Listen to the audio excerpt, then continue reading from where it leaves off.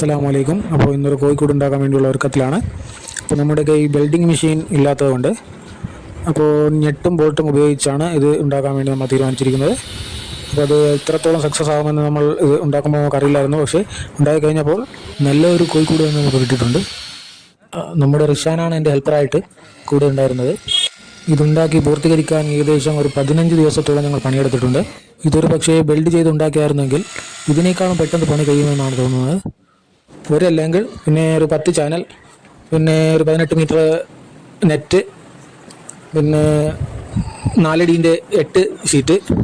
അപ്പോൾ ഇത്രയും സാധനമാണ് നമുക്ക് ഈ കൂടുണ്ടാക്കാൻ വേണ്ടി നമ്മൾ എടുത്തത്. ഇപ്പോൾ നമ്മൾ ഇതൊക്കെ തുളച്ച് കഴിഞ്ഞിട്ടുണ്ട്. അപ്പോൾ ഇനി നമ്മൾ സെറ്റ് ചെയ്യുന്ന പരിപാടിയാണ്.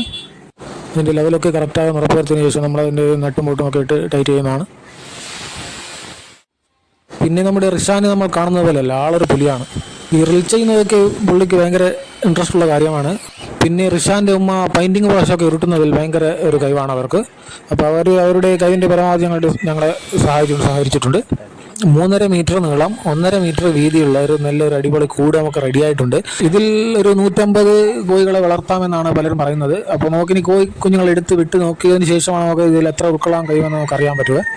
ഇത് നമ്മുടെ തുടക്കമായതുകൊണ്ട് 60 കുഞ്ഞുങ്ങളെയാണ് എടുത്തിരിക്കുന്നത്. നമ്മളിതിന് ബൈക്ക് സൈഡിലും 2 വാതിലുകൾ കൊടുത്തിട്ടുണ്ട്. അപ്പോൾ ഓക്കെ, നമ്മുടെ വീഡിയോ ഇവിടെ അവസാനിപ്പിക്കുന്നു. അസ്സലാമു അലൈക്കും.